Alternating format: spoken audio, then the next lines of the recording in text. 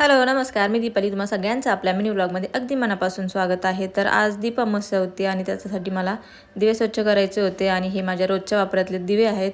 आणि मी नेहमी ज्या पद्धतीने दिवे स्वच्छ करते त्याच पद्धतीने आज पण करणार होते. तर त्यासाठी गरम पाण्यात 1 चमचा मीठ, 1 चमचा खायचा सोडा, अर्धा लिंबू आणि वॉशिंग पावडर टाकून पाणी गरम होऊ द्यायचं.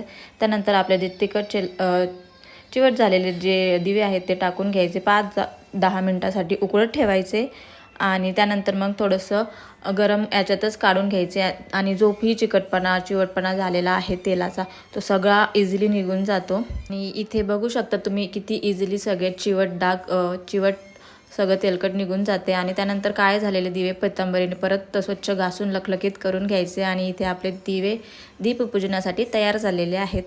आणि त्यानंतर मी संध्याकाळी कणकेचे दिवे बनवायला घेतले. त्यासाठी एक चमचा गूळ आणि थोडंसं पाणी मिक्स केलं आणि आपण नेहमी कणिक मळतो त्याचप्रमाणे मळून घ्यायचं.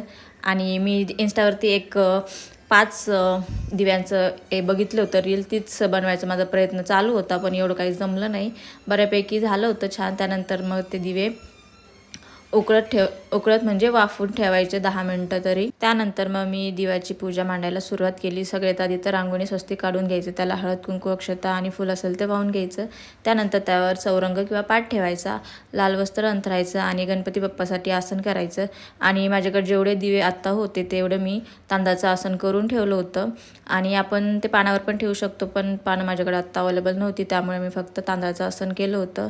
आणि सगळ्यात आधी तर गणपती बाप्पांची पूजा करून घेतली, कारण कोणत्याही पूजेआधी गणपती बाप्पांना प्रथम स्थान दिलं जातं. त्यामुळे त्यांची पूजा करून घेतली. हळदी कुंकू अक्षता आणि गुळ खोबऱ्याचा नैवेद्य करून घेतला. आणि इथे सगळी माझी पूजा वगैरे मांडून झाली होती. त्यानंतर मोबाईलमध्येच मी दिव्यांची कथा जी होती ती वाचली आणि हृदयाला पण साईडला बसवलं होतं. आणि जे कणकेचे दिवे होते त्या आणि मुलांना ओळलं. तर असा होता आजचा दीप अमावस्येचा व्हिडिओ आला तर नक्की लाईक करा आणि आपल्या चॅनलला नक्की सबस्क्राईब आहे. भेटून